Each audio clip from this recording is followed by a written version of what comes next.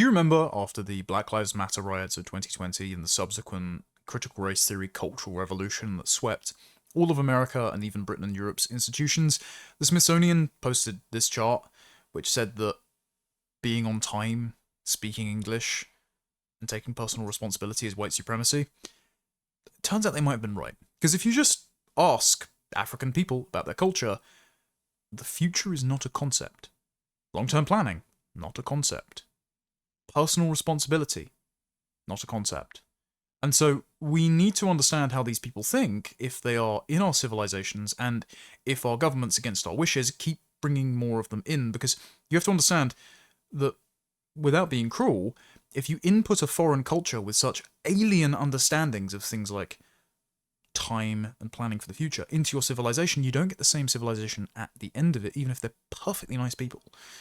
So the chart in question says that rugged individualism, the individual being the primary unit, self-reliance, independence and autonomy, and being rewarded for the fruits of your labour are associated with white culture. What they mean is Anglo-Saxon Protestant culture, settler culture, in the terms of Samuel Huntington's book, Who Are We? Because America is not a nation of immigrants, it's a nation of settlers. The nation didn't exist before the people turned up. The Pilgrims rocked up on Plymouth Rock, on the Mayflower, established the Massachusetts Bay Colony, and declared America as a shining city on the hill, which will be an example of biblical virtues to the rest of the world. And they were very high trust, very homogenous, and they were all Christian Englishmen. That's why they could say in the Declaration of Independence and the Bill of Rights, we hold these truths to be self-evident. They're self-evident among a culturally, ethnically, religiously homogenous cohort that founded the country. And so Smithsonian technically correct when they say that these are the exclusive properties of that people, that culture, that religion. It says the family structure is the nuclear family. Father, mother, 2.3 children is the ideal social unit. This is true because, as we see in Alan McFarlane's Origins of English Individualism, the rest of the world actually married a lot younger, so child marriage was a lot more common, whereas even in the Middle Ages, the average age of marriage was about 20 in Britain. We didn't have cousin marriage. It was banned by the first Archbishop of Canterbury, ratified by the Catholic Church in the 13th century, and even when Henry VIII abolished it to marry one of his cousins among his 6 wives, the general population didn't start practicing it even though the legal prohibition was lifted, and so we had very low rates of consanguineous and sibling marriages, unlike Africa, the Middle East, the Indian subcontinent. And so that meant that we had a more individualistic ethic. We could extend moral consideration out beyond the family, clan, tribe, and ummah. It meant that we were more mobile. We founded new farmsteads. We intermarried between families across the country. And so we had a relatively homogenous, though not inbred, ethnic diaspora for over 1,000 years until mass migration happened. And this was exported to the Americas. And so our understanding of ethics and family structure and the future was also the foundation for the Anglo-Saxon Protestant cultures of the Anglosphere: Australia, New Zealand, Canada, and America. And they said about the emphasis on the scientific method, history being a heavy focus on the British Empire, the primacy of Western, Greco-Roman, and Judeo-Christian. I've never met a Judeo-Christian, so let's just say Jewish and Christian traditions, the Protestant work ethic, religion with Christianity being the norm, and anything except Judaism and Christianity is foreign. And then it gets time. And it says, follow rigid time schedules, and time being viewed as a commodity. Now, we've long had jokes about Africa timing, the idea that Kemi Badenoch is frequently late to meetings and expresses confusion when other people expect her to have been on time or earlier, or the meeting, started without her. And it's always been kind of a joke, and we didn't really understand it, but this African woman went viral recently because she explains why the future is not a concept in African philosophy and culture. What if I told you that for many African societies, the concept of the future doesn't exist, and that instead of time moving forwards, time actually moves backwards? This was the work of John Mbiti, one of Kenya's and Africa's greatest philosophers, and in 1969, he wrote something that completely reimagines the way we think of African time. Mbiti says time is a two-dimensional phenomenon with a long past, vibrant present, and virtually no future. Using Swahili words, he describes the two dimensions of time. The first one being sasa, the now, the recent past, and the immediate future which can be experienced. The second dimension is zamani. Zamani is the vast, endless past where all events eventually go on to live forever. But the future in African thought, it barely exists. Let's just pause on that for a moment. The future in African thought, and she's describing the culture of a continent, by the way. She may be compressing the culture and flattening it down. There might be discrete differences between different tribes. However, given the lack of development in the continent until the British Empire showed up and introduced them irrigation and the wheel and agriculture, perhaps simplification is warranted. She says, in African languages and culture, for thousands of years, there is no concept of the future. How do you plan? How do you think about the consequences of your actions? How do you have a predictable routine? How do you build a civilization where you rely on every single person in the civilization to be a constituent part of the greater whole, all doing their jobs so that things function? The answer is you can't. Like, nothing is reliable. Everything is random. And also everything is out of your hands, because if everything has already happened in the Zamani, it means that you can't influence future events. You just sort of have to wait for events to emerge out of the Zamani and happen to you. So everything is very passive, and nobody's to blame for their own circumstances. So this is a completely alien way of how we think about things in the Hellenistic, Christian, European world. This is why time being rigid and consecutive and being a commodity that you can identify, compartmentalize, itemize, that is not a concept in Africa. And so that's not a concept to Africans who live in our country. Like, how do you deprogram thousands of years of cultural and familial habit within a generation? You can't.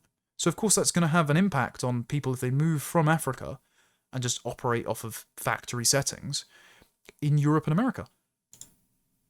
Because time is made up of events. Time has to be experienced in order to be real. So because we can't conceptualize events tied to the distant future because they haven't been experienced yet, then therefore the future cannot constitute part of time. This explains milling.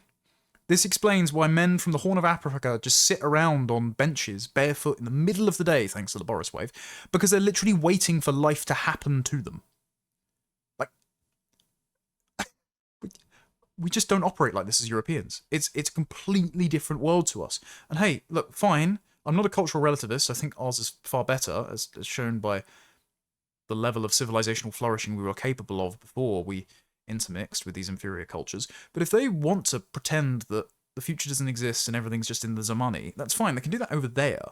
But if you input that culture into our civilization, sort of great machine of Anglo-Protestantism in America or English Christianity, you don't get Britain, England, Canada, Australia, America, Northwestern Europe. You don't get that at the end of it. It's like putting Play-Doh into a sausage machine. You don't get sausages, you get Play-Doh at the end. Like, we can't have a civilization if people don't think the future exists. I can't believe those are words that are leaving my mouth, but it's something that the immigration system has never calculated for, because it believes in the blank slate, and it believes that fundamentally all people are exactly the same, and that any cultural, economic, or education differences can be easily remedied. Like, how do you even educate someone into our culture if they don't believe the future exists? They've got no common frame of reference for which to buy into our culture. And yes, of course, there are exceptions, but those exceptions prove the rules, because those exceptions must be exceptional. Otherwise, the entire country would be indistinguishable from our own country, because the exceptions would be the majority, and the people produce the country rather than the country producing the people. So there's a reason that Africa does not look like Northwestern Europe, and part of that is because they don't believe the future exists. And this is why, according to Mbiti, African languages, at least the East African Bantu languages that he studied, don't have a word to describe the distant future. In African time, according to Mbiti, events create time. seasons, ceremonies, a conversation, those moments produce time, and people produce as much time as they need. An example that Mbiti uses from the communities that he studied is that a year is measured based on 4 seasons, 2 dry seasons, 2 wet seasons. So a year is only over when those 4 seasons have taken place. Next time I see an African care worker shouting into a speakerphone on the bus or just propped up against a garden wall, which does happen around here, by the way, in Britain, thanks to the Boris wave, I'll just ask her if she's just producing time. So a year could take 365 days, 390 days. It doesn't matter the number of days in a year. What matters is that the 4 seasons have taken place. And this is in contrast to the Western view towards time, where time is a commodity, something that can be spent, saved, wasted, or lost. And according to Mbiti, this is why if foreigners come to Africa and they see people sitting under a tree, they would remark that, okay, why are these people wasting so much time? But in African thought, that sitting under a tree, it's not wasting time. It's either waiting for time or producing time. So this extract is really entertaining to read as well. It says, when foreigners, especially from Europe and America, come to Africa and see people sitting down somewhere without evidently doing anything, they often remark, these Africans waste their time by just sitting down idle. Another common cry is, oh, Africans are always late. It is easy to jump to such judgments, but they are judgments based on ignorance of what time means to African peoples. Those who are seen sitting down are actually not wasting time, but either waiting for time or in the process of producing time. Yes, I am very culturally prejudiced against this nonsensical view that the future does not exist and that time does not progress linearly and that you cannot count it. Because it does not produce civilization. It produces thousands of people just milling about under trees, waiting for food to fall into their lap or events to happen to them. That's not how we run our countries. That's not how my sensibilities are tuned, I'm afraid. And so if they would like to go and wait for time, they can do it somewhere else. For me, I think this Western idea of time as a commodity is what drives this Western obsession of progress, development, and some promised future.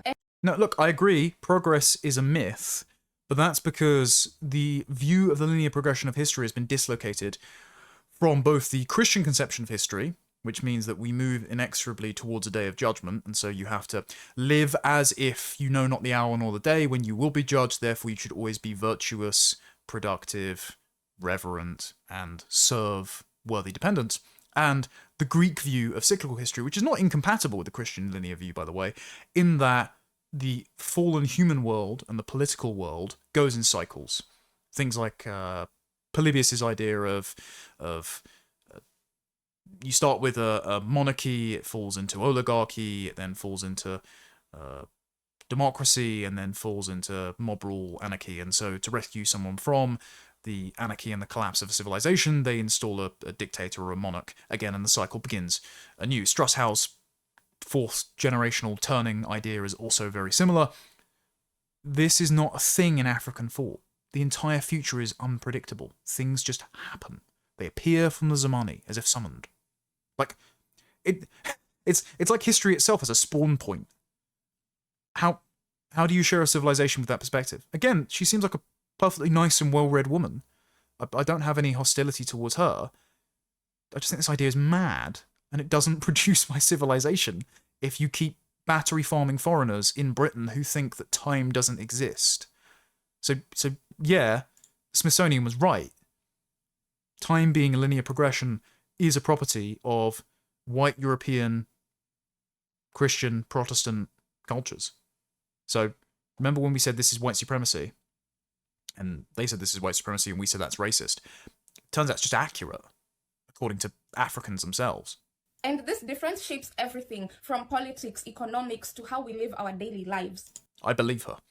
Because in African thought, the golden age isn't in the future, it's actually in the Zaman. According to Mbiti, the future is only a shadow until it comes to the present, and then it flows into the Zamani. So in that way, time moves backwards. We are not the ones who move forward into time. So, of course, Mbiti wrote this from a theological point of view because he was trying to explain the nature of African religion. But my main takeaway from the parts of the book that I've read is that unlike Western cultures and religions with end-of-the-world myths, African time has no end. Seasons, years, birth, marriage, death, it's all a cycle. Asante kwa kutazama. So the most interesting part of that is the idea that the golden age has already happened in the past, and so you can do nothing to bring it about. So there's no point actually doing anything to improve your immediate environment or maintain things. And this is why, as this video that Kunli Drukpa my favorite Anon account, that you should all be following, by the way, posted, there is no, in many African dialects, word for maintenance or repair. This is just stunning. You're trying to say that, from what I'm understanding, in third world countries, anything that is not under maintenance is because, you know, we don't care. No, you care. It's not in the concept. Travel the 54 countries in Africa and ask each person in every country, what is wrong with your country? Leadership. Leadership. All of you say the same word. So let me ask you, since 1960, the country has been picking the wrong leader every 4 years. That's important, by the way, because it says that all of our personal circumstances are not products of our actions. It is the product of some external force that has hit like a lightning rod on one particular leader. So it's that guy's responsibility to fix the entire country, because it's not your responsibility, because the events have not befallen you yet. So you can't take proactive, predictable action in order to improve your immediate circumstances. Instead, the particles of the Damani must collect around one leader who is going to fix things, hypothetically. And so if the leader doesn't fix it, then the problem is only ever the leadership, rather than you not taking personal responsibility to improve your circumstances. A single railway built by the British is in Nigeria today, but the one they built in their country that same year, it's still running. Not a single railway built in Ghana in 1960 is still there today. What do you know in that country that has been properly maintained by the people every day and it works perfectly? It's hard for people to maintain things when they're not gaining a lot. No. It's hard for people to maintain things when they don't have the concept of maintenance in their culture. What is the one word in Igbo for maintenance? Maintenance is, there's no direct English word for that. It doesn't translate directly to maintenance. That's correct. How about you? It doesn't translate. That's correct. But it translates to like take care of. No, that's not maintenance. What? So, if we are entrusting generations of first generation and second generation African immigrants to be the custodians of our civilization, not only do they have no reverence or frame of reference for our culture, they don't even have a word for maintenance. Like, they don't know what they're meant to do with the things that they have inherited, that they're currently using. They just run them into the ground and move on. They just leave them there in disrepair. How is this sustainable?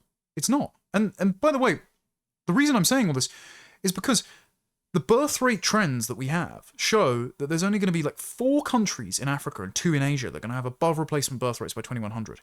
And the conclusion of that study's scholars, who were of course sponsored by the Bill and Melinda Gates Foundation, is that we'll just source all of our immigrants from there for the rest of the world. Okay, 1, not sustainable. 2, every single country will end up collapsing into disrepair and lose its entire culture, because these people can't maintain it, not because they're necessarily bad people, but because they have no concept of maintenance in the first place. This is insane. And this is just them saying it themselves. What is the one word for repair in Igbo? Imezie. Exactly. What is the one word for repair in You see? I'm driving you to somewhere. What is the one word for democracy in Igbo language? You don't. How about you? You don't. You're trying to practice something that is not in the concept of the language. So they will just run it into the ground until it needs to be fixed, but they have no idea how to fix it because they haven't been maintaining it, so it just lies disrepaired. Like, if they don't have a concept of democracy, then how are they meant to participate in an individualistic, issues-based democracy, and rather than just use it, as Eric Kaufman pointed out in White Shift, as a means to collectively bargain for resource reallocation to their particular tribe or ethnicity or family group? Like, how do we run a civilization like this? There is no African country, and I've done it through Kenya, I've done it all, that has an equivalent of the word maintenance. Well, in order to maintain something, you have to have it first, correct? No, if I leave it for you, you can maintain it. The British left a lot of things in this country when they left. They established the hospitals, they established the fire station, the post offices, the railway lines, the roads they built before they left. You are not able to maintain it because you don't have that concept. Well, because your environment, the tropical environment of Africa, the way you build your houses, the material you use, you don't require maintenance. Every country that is called industrialized countries, today one of the things you know about them is maintenance of what they had. That's why we have buildings here that are about 250 years old, 300 years old in this country. There are buildings in other countries of Europe that are 700 years ago. The Notre Dame that burned in France was a 13th century building. Do you know what kept it that long till today? Maintenance is a culture. Now, this chap seems like a well-educated outlier, and Africa would do far better to have people like him running literally everything. But then you see what he has to work with. It's entire populations that don't understand long-term planning. They think the future is entirely unpredictable. They think time is not linear. They think the golden age has already passed, and so there's no point in working for the future. They think you can't maintain a thing if it exists. They inherited the infrastructure of the British Empire and let it fall into disrepair, hence the frustration, famously, of the Chinese chap in the documentary Empire of Dust, who became the meme "It's all so tiresome." And this has very dangerous impacts on people's ability to take personal responsibility and extend moral consideration out beyond themselves or their family, and to not do serious moral crimes so long as they think they won't get caught and suffer any consequences. And the most famous interaction of this is Ross Kemp talking to a group of African men about why they shouldn't commit sexual abuse. And they find it inconceivable to empathize with the victim of the sexual abuse. The only reasons they can think of not to do it is if they suffer some personal adverse consequence, like a punishment, or being beaten by a family member who overhears, or if the woman gets pregnant, or if they contract a sexually transmitted disease. These people don't have a concept of universal ethics, and they don't have a concept of extrapolating more than one step out from gratifying their emotions and impulses and taking what they want at the expense of someone else. Guys, let's go. Some of them, they're not screaming. It's like they wanted to be raped, you see. She also grabs you see, no It's more like crying. she's enjoying it, you know, see. even though she isn't, but it's like she's enjoying it. Do you think it's right? Do you think it's right to rape? Yeah, it's wrong. Yeah, it's wrong. What about the consequences of what you're doing in terms of how that affects the Exactly. person that's raped? Yeah, the consequences, we look at that all the time, you know, because it happens, she might scream, you know, people might wake up. A lot of people, especially. I'm not just talking about, I'm talking about the emotional effect, the physical effect it has on the Yeah, girl. yeah. Sometimes we know that we might rape her and wake up tomorrow with viruses ourselves, like HIV, you know. What about regretting what you've done to the girl? I also do regret about it, because if she fell pregnant, what will be that baby's father? Who will be that baby's father? But what about her personal feelings? Just blank stares and silence. No wonder we in Britain are now the #1 country in Western Europe, second in all of Europe, for crimes committed by foreign nationals. I think we're the 18th in the world out of over 120 countries. It's because we keep importing people like this. And these people are mixed in among the interpersonally nice and friendly African people who don't cause much trouble but will not sustain our culture because they don't have words or concepts for the future or long-term planning or maintenance. And so even if there are 0 of these psychopathic low IQ criminals being imported in among the thousands and hundreds of thousands of African migrants who come into the UK every year, we know there are, but let's say we screen out all of the rapists from the Congo,